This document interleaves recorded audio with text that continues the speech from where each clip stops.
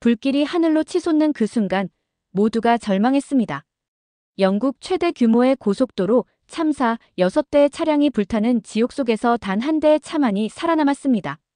15년 경력의 구급대원인 그녀는 자신의 눈을 의심했습니다. 불가능합니다. 저 차에서 사람이 걸어 나오고 있어요. 독일 차만이 안전하다고 굳게 믿었던 그녀의 세계관이 그 순간 무너져 내렸습니다. 3명의 생존자가 연기 속에서 모습을 드러냈고 그 중에는 심장 질환을 앓고 있는 어린아이도 있었습니다. 그들을 구한 건 다름 아닌 그녀가 평생 무시해온 한국 자동차였습니다. BBC는 즉시 특별 취재팀을 파견했고 그녀의 충격적인 증언은 전 세계를 뒤흔들었습니다. 도대체 그날 고속도로에서 무슨 일이 벌어진 걸까요? 안녕하세요. 저는 사라 베넷이에요. 런던 근처 올더샷에서 15년 동안 구급대원으로 일하고 있었어요. 매일 생명을 구하는 일을 하고 있었죠.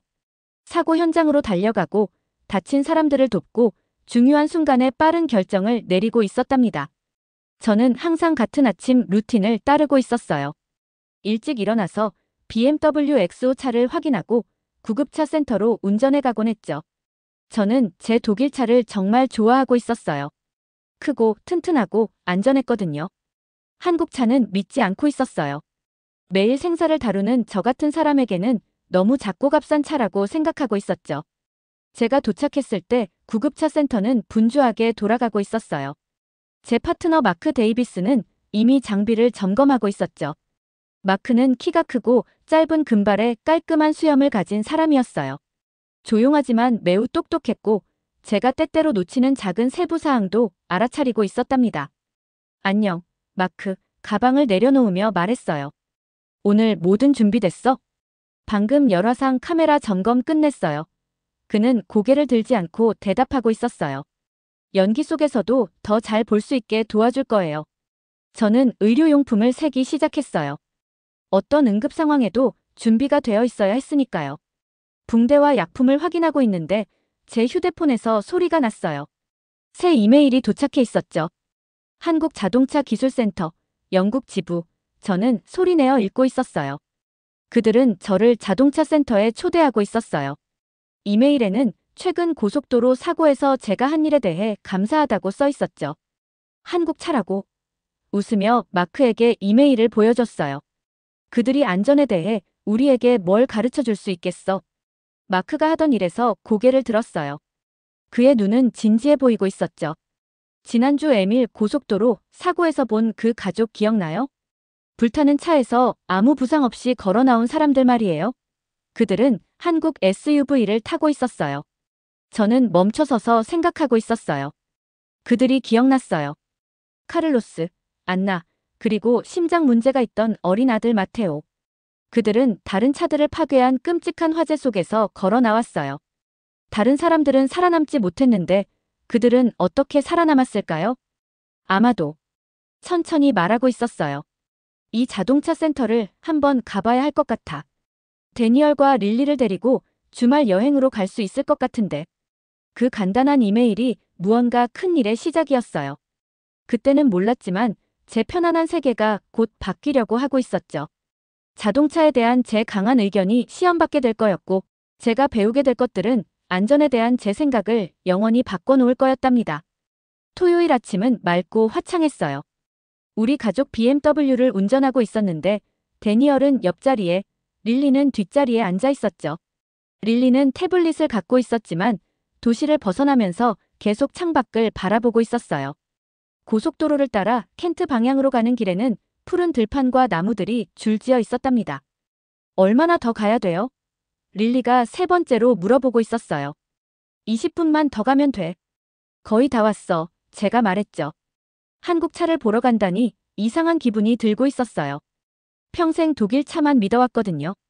제 BMW는 든든하고 안전하게 느껴지고 있었죠. 변화는 어려운 법이에요. 특히 강하게 믿고 있는 것에 관한 것일 때는요. 곧 앞쪽에 큰 유리 건물이 나타났어요. 햇빛 속에서 마치 거대한 수정처럼 빛나고 있었죠. 간판에는 한국 자동차 기술센터라고 써 있었어요. 주차장에는 많은 차들이 있었는데 대부분 여러 색상과 크기의 한국 모델들이었어요. 생각보다 크네. 데니얼이 차들을 보며 말하고 있었어요. 우리는 주차를 하고 입구로 걸어갔어요. 유리문이 저절로 열렸습니다. 안은 모든 것이 깨끗하고 현대적이었어요. 벽은 하얗고 자동차 부품들이 마치 미술관의 작품처럼 전시되어 있었죠. 한 여성이 친절한 미소를 지으며 우리에게 다가오고 있었어요. 그녀는 밝은 회색 정장을 입고 있었고 검은 머리를 단정하게 뒤로 묶고 있었습니다. 안녕하세요. 저는 안전개발팀의 이윤희입니다. 저희 센터에 오신 것을 환영합니다. 그녀가 말했어요. 영어가 완벽했죠. 사라 베넷 씨이시죠? 와주셔서 정말 기쁩니다. 바로 이 순간이었어요. 익숙한 세계에서 새로운 것으로 넘어가는 순간이요. 저는 깊게 숨을 들이쉬고 그녀와 악수했어요. 초대해 주셔서 감사합니다. 이쪽은 제 남편 데니얼과 우리 딸 릴리예요. 은희 씨는 우리를 큰 홀로 안내했어요. 벽에는 다양한 테스트를 받고 있는 자동차들을 보여주는 화면들이 있었죠. 릴리는 더미 인형이 앉아있는 차들이 벽에 부딪히는 충돌 테스트 영상을 보며 눈을 크게 뜨고 있었어요. 여기서 자동차를 만드나요? 릴리가 물었어요. 아니, 여기서는 테스트하고 개선하는 곳이야. 은희 씨가 설명했어요. 실제 공장은 훨씬 더 크고 한국에 있단다. 우리는 반으로 잘린 자동차를 보여주는 커다란 전시물 앞에 멈췄어요. 안쪽이 다 보이게 되어 있었죠. 은희 씨는 엔진과 좌석 사이의 공간을 가리키고 있었어요. 이것은 저희가 안전구역 디자인이라고 부르는 거예요. 그녀가 설명하고 있었어요. 사고가 발생했을 때 이 승객 공간이 절대 무너지지 않도록 하죠. 엔진과 승객실 사이에 특수 내화 소재를 넣어요. 저희는 이걸 화재 차단 시스템이라고 부르고 있어요. 저는 갑자기 관심이 생겨 더 가까이 다가갔어요. 이건 제 직업에서 정말 중요한 부분이었거든요. 사고 후 사람들이 갇혀있는 그 결정적인 몇 분 말이에요. 사람들을 얼마나 오래 보호할 수 있나요? 제가 물었어요. 은희 씨는 미소 지으며 우리를 큰 화면으로 안내했어요. 보여드릴게요. 그녀는 불이 붙은 두 대의 차를 보여주는 영상을 틀었어요. 하나는 일반 자동차였고 다른 하나는 한국 모델이었죠. 일반 차는 안쪽에 2.3분 만에 불이 붙고 있었어요. 하지만 한국차의 승객 공간은 8분 동안 안전하게 유지되고 있었죠. 8분 대 3분. 구급대원으로서 저는 그게 무슨 의미인지 알고 있었어요. 그건 죽음 대신 생명을 의미했죠. 5분이나 더 있네요. 제가 속삭였어요. 네, 은희 씨가 고개를 끄덕였어요. 저희는 최소 5분간의 내부 보호 기간을 위해 설계했어요. 그게 응급 서비스가 도착하는 평균 시간이라는 걸 알고 있거든요. 제 머릿속에는 제가 가봤던 모든 사고 현장들이 스쳐 지나가고 있었어요. 5분만 더 있었다면 얼마나 많은 사람들이 살아남을 수 있었을까요? 다음으로 은희 씨는 우리를 창문으로 데려갔는데 그곳에서 테스트 구역을 들여다볼 수 있었어요. 흰 가운과 보안경을 쓴 엔지니어들이 화재 테스트를 위해 차량을 준비하고 있었죠. 그들은 차량 주위를 조심스럽게 움직이며 계측기와 센서를 확인하고 있었어요. 여기서 실제 화재 상황에서 차를 테스트해요. 은희 씨가 설명했어요. 모든 소재, 모든 디자인 선택은 생명을 구하는 것에 관한 거예요. 엔지니어들이 일하는 모습을 지켜보고 있는데 주머니에서 휴대폰이 울렸어요. 빠르게 확인해보니 뉴스 기자의 문자였어요. BBC 뉴스입니다. M1 고속도로 사고 현장에서의 영상이 있습니다. 보신 것에 대한 인터뷰를 해주실 의향이 있으신가요? 저는 놀라서 휴대폰을 다시 넣었어요. 그 사고 현장에서 누군가 저를 촬영했다는 사실을 몰랐거든요. 데니얼이 제 표정을 알아챘어요. 괜찮아. 응, 그냥 일 얘기야. 제가 말했지만 머릿속에서는 그 사고와 지금 보고 있는 것들 사이의 연결점을 찾고 있었어요. 우리는 계속해서 충돌 테스트 더미, 컴퓨터 시뮬레이션, 그리고 더 많은 안전 기능들을 보며 둘러보고 있었어요. 새로운 것을 배울 때마다 제 오래된 믿음이 도전받고 있는 느낌이 들었어요. 아직 완전히 맞지 않는 신발을 신어보는 것처럼 불편한 느낌이었죠. 이것은 저희 최신 모델이에요. 은희 씨가 매끈한 파란색 SUV를 보여주며 말했어요. 지금까지 개발한 모든 안전 기능이 들어있답니다. 저는 천천히 그 주위를 걸어보고 있었어요. 제가 상상했던 한국 차와는 전혀 달랐어요. 견고하고 사려 깊게 설계되었으며 안에 타고 있는 사람들을 보호하는데 중점을 두고 있었죠. 안에 앉아봐도 돼요? 릴리가 물었어요. 물론이지. 은희 씨가 그녀를 위해 문을 열어주었어요. 릴리가 모든 버튼과 화면에 감탄하며 올라타는 모습을 보며 저는 다시 루이즈 가족을 떠올리고 있었어요. 심장 질환이 있던 그들의 아들 마테오는 그 불타는 차에서 상처 하나 없이 걸어 나왔죠. 저는 제가 어려운 상황에 직면하고 있다는 걸 깨달았어요. 바로 제 자신의 편견이었죠. 모든 이 세월 동안 저는 오직 독일 차만이 진정으로 안전할 수 있다고 믿어왔어요. 하지만 제 눈앞에 있는 증거는 다른 이야기를 하고 있었죠. 때로는 우리의 가장 강력한 적이 다른 사람들이 아니에요. 우리 자신의 마음속에 있는 고정된 생각들이죠. 투어를 마치면서 은희 씨는 우리 각자에게 작은 선물 가방을 주었어요. 안에는 모형 자동차가 들어있었죠. 와주셔서 감사합니다. 그녀가 말했어요. 저희의 안전에 대한 접근 방식에 대해 새로운 시각을 드렸길 바랍니다. 저는 고개를 끄덕였어요. 오늘 단순히 정보만 바뀐 게 아니라는 걸 알고 있었죠. 내 안에서 뭔가가 변한 느낌이었어요. 마치 존재하는지도 몰랐던 방의 문이 열리는 것 같았죠. 집으로 돌아가는 길에 저는 평소보다 조용했어요. 데니얼이 알아챘죠. 흥미로운 곳이었어. 그가 말했어요. 예상했던 것과는 달랐네. 응, 저도 동의했어요. 전혀 예상하지 못했던 모습이었어. 때로는 가장 위대한 모험이 먼 곳으로의 여행이 아니에요. 그것은 우리가 알고 있다고 생각하는 것에서 벗어나 모든 것을 바꾸는 새로운 이해로 가는 여정이랍니다. 에밀 고속도로에서 있었던 그날의 기억이 자꾸 떠오르고 있었어요. 그건 우리가 한국 자동차 센터를 방문하기 2주 전에 일어났던 일이었죠. 그날은 제가 자동차와 안전에 대해 알고 있다고 생각했던 모든 것을 바꿔놓았답니다. 평범한 화요일 아침으로 시작했어요. 하늘은 회색이었고 가벼운 비가 구급대 센터 창문에 내리고 있었죠.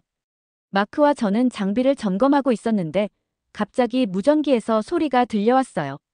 에밀 고속도로에 큰 사고 발생. 여러 대의 차량이 관련됐습니다. 화재 발생. 생존자 갇힘. 즉시 지원 필요. 제 심장이 더 빠르게 뛰기 시작했어요. 이런 호출은 항상 저를 긴장시키곤 했지만 저는 침착하게 있는 법을 배웠죠. 생명이 걸려 있으니까요. 가자. 저는 이미 장비를 잡으며 마크에게 말했어요. 몇 초 안에 우리는 구급차에 타고 있었고 불빛은 깜빡이고 사이렌은 울리고 있었어요. 다른 응급 차량들도 도로에서 우리와 합류했죠. 경찰차와 소방차들이요. 우리 모두 사고 현장을 향해 달려가고 있었어요.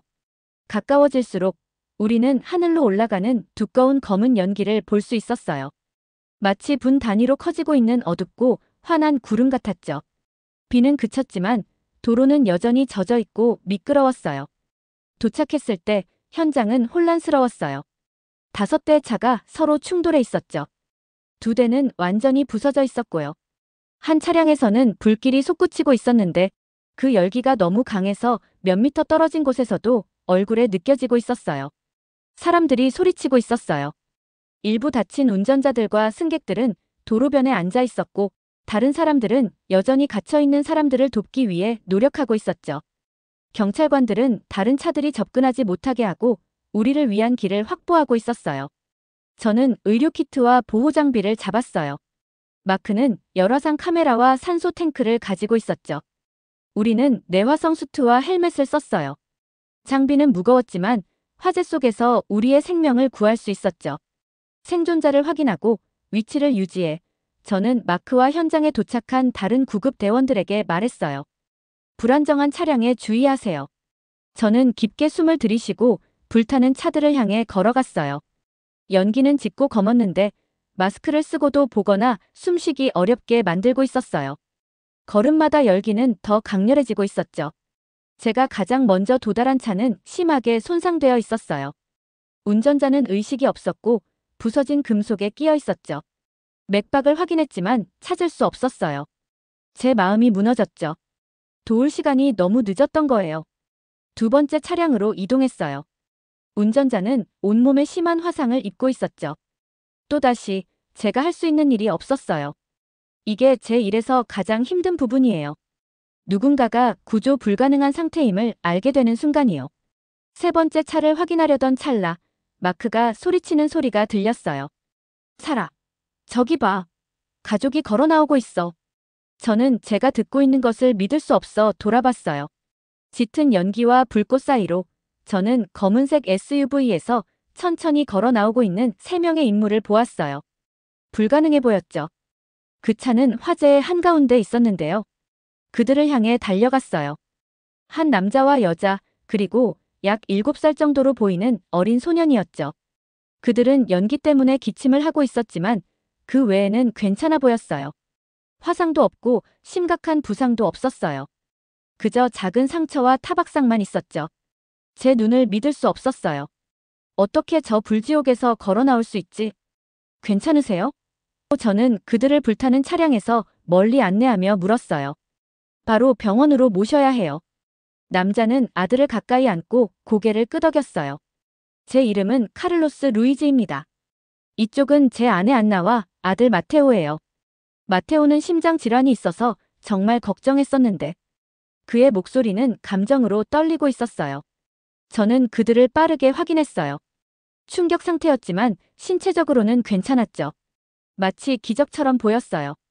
그들이 안전하게 다른 구급차에 타는 것을 확인한 후 저는 그들의 차를 보러 돌아갔어요. 외부는 검게 타서 변색되어 있었지만 차의 형태는 여전히 완벽했어요. 모든 문이 열려 있었죠. 그들은 그냥 걸어 나온 거였어요. 마크가 제 옆에 왔는데 그의 얼굴에는 제가 느끼는 것과 같은 놀라움이 담겨 있었어요. 저게 무슨 차였지? 그가 물었어요. 저는 더 가까이 가서 뒤에 있는 로고를 보았어요. BMW나 메르세데스가 아니었어요. 한국 자동차 브랜드였죠. 한국 차야. 저는 겨우 속삭이듯 말했어요. 마크는 열화상 카메라를 꺼내 차를 향해 겨누었어요. 작은 화면에서 우리는 다른 온도를 보여주는 색상들을 볼 수 있었어요. 엔진 부분은 밝은 빨간색과 노란색이었죠. 매우 뜨거웠어요. 하지만 승객 공간은 파란색과 초록색으로 보여서 훨씬 시원했죠. 이것 좀 봐. 마크가 말했어요. 불이 안쪽으로 예상보다 빨리 퍼지지 않았어. 마치 그들을 보호하는 보이지 않는 벽이 있는 것 같아. 저는 카메라 화면을 응시하다가 다시 차를 바라봤어요.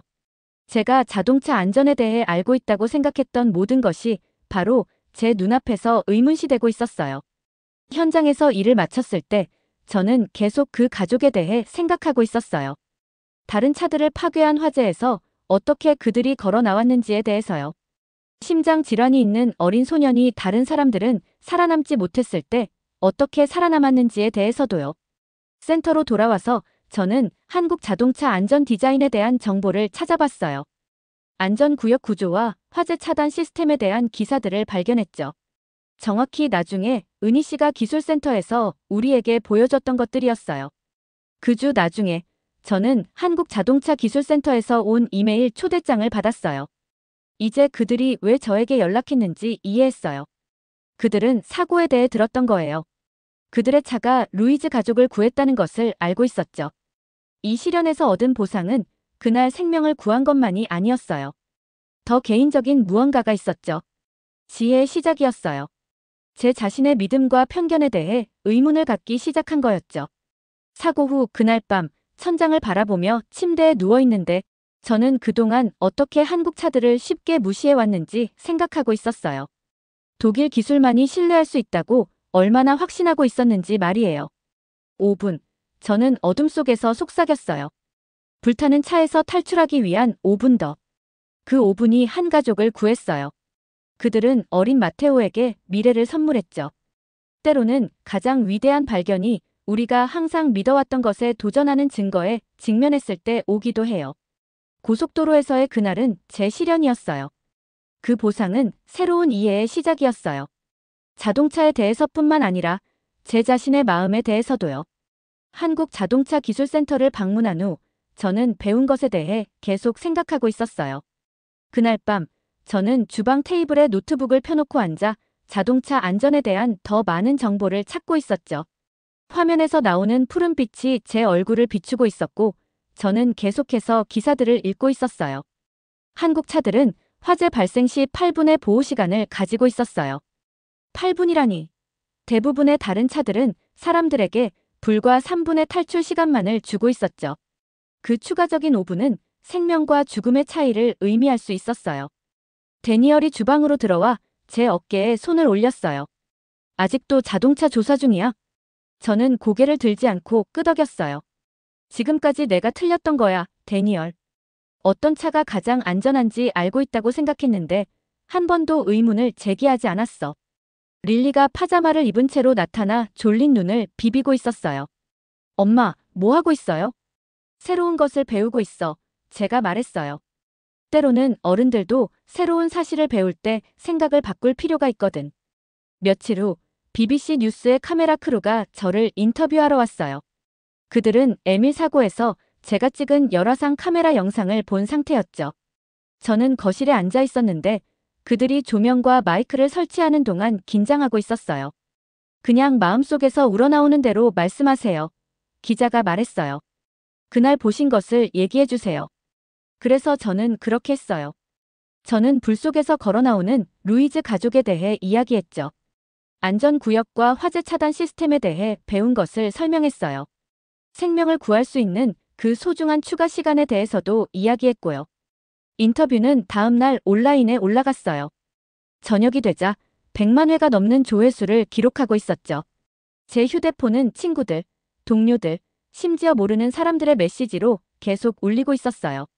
전 세계 뉴스 채널들이 저와 이야기하고 싶어 했죠. 그들은 저를 차량 안전대사라고 부르기 시작했어요. 바로 저를요. 불과 몇 주 전까지만 해도 자신의 방식에 너무 집착했던 사람을요.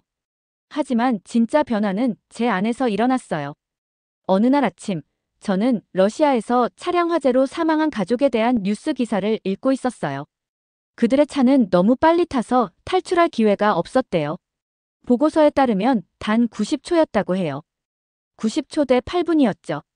그것을 생각하니 제 가슴이 아파오고 있었어요. 저는 거실 창가에 서서 하늘을 물들이는 일출을 바라보고 있었어요. 내가 배운 것을 나눠야 해. 저는 스스로에게 속삭였어요. 이 지식으로 생명을 구하는데 도움을 줄 수 있어. 한 달 후, 저는 우리 소방구조본부에서 강연을 했어요. 80명의 구급대원과 소방관들이 앉아서 제가 보여주는 열화상 이미지를 보며 다양한 자동차 모델에서 무엇을 찾아야 하는지 설명하는 것을 듣고 있었죠. 자동차는 방패가 될 수 있어요. 제가 그들에게 말했어요. 우리가 도착하기 전에 사람들에게 소중한 추가 시간을 줄 수 있죠. 중요한 건 브랜드 이름이나 어디서 만들어졌는지가 아니에요. 생명을 보호하기 위해 어떻게 설계되었는지가 중요한 거예요. 제가 말을 마치자 모두가 박수를 치고 있었어요. 우리 책임자는 다양한 자동차 모델과 그 안전 기능에 대한 정보를 포함하도록 응급 대응 지침을 업데이트할 것이라고 발표했죠. 그날 저녁 집에 돌아왔을 때 저는 현관문 앞에 작은 흰색 봉투가 놓여 있는 것을 발견했어요. 안에는 아이가 그린 그림이 들어있었죠. 불타는 차에서 걸어 나오는 가족, 그 근처에 서 있는 구급대원, 그리고 위에는 밝은 파란 하늘이 그려져 있었어요. 아래쪽에는 크레용으로 이렇게 써 있었죠. 감사합니다, 사라. 마테오로부터. 그림을 들고 있는데 눈물이 제 눈에 고이고 있었어요. 심장 질환이 있던 그 어린 소년이 저를 위해 이것을 그렸던 거예요. 그의 가족은 그들을 보호하도록 설계된 차 덕분에, 그리고 우리가 제 시간에 도착했기 때문에 살아남을 수 있었죠. 다음 날, 저는 새 차를 타고 출근했어요. 반짝이는 파란색 한국 SUV였죠. 제가 구급차 정류장에 도착하자 마크가 놀라서 휘파람을 불었어요. 새 차야? 그가 차를 보러 걸어오며 물었어요. 저는 자랑스럽게 보닛을 토닥이며 말했어요. 응. 안전한 차지. 그는 제가 더 설명할 필요 없이 이해하며 미소 짓고 있었어요. 저의 여정은 저를 변화시켰어요. 저는 오래된 믿음을 뒤로하고 소중한 것을 가지고 돌아왔죠. 새로운 지혜였어요. 저는 강해진다는 것은 사실이 당신이 틀렸다는 것을 보여줄 때 기꺼이 생각을 바꿀 수 있는 것임을 배웠어요. 안전은 브랜드 이름에 관한 것이 아니라 실제 보호에 관한 것이라는 것도 배웠고요. 이제 릴리가 세상에 대해 질문할 때마다 저는 항상 그녀에게 이렇게 일러줘요. 배움을 멈추지 마. 새로운 사실을 배울 때 생각을 바꿀 수 없을 정도로 확신하지는 마. 이제 응급 상황으로 운전해 갈 때마다 저는 다른 느낌이 들어요. 더 많이 알고 있어요. 더 많이 보고 있죠. 그리고 어쩌면, 정말 어쩌면 제가 배운 것 덕분에 더 많은 생명을 구하는데 도움을 줄 수 있을지도 몰라요. 때로는 가장 중요한 여행이 멀리 떨어진 곳으로 가는 것이 아니에요. 그것은 우리 자신 안으로의 여행이고, 그곳에서 우리는 우리 주변 세상을 생각하고 보는 새로운 방식을 발견하게 되죠. 그것이 바로 가장 위대한 모험이랍니다. 잘 들으셨나요? 세상에는 가슴 따뜻한 이야기들이 가득합니다. 감동 힐링 사연은 해외에서 전해지는 감동적인 사연들을 소개하며 다양한 이야기들을 통해 위로와 희망, 그리고 하루의 힐링을 선물해 드립니다. 조그마한 힐링이 되셨다면 구독과 알림 설정도 큰 힘이 되어요. 다음 영상에서 더 좋은 사연으로 찾아뵙겠습니다. 시청해 주셔서 감사합니다.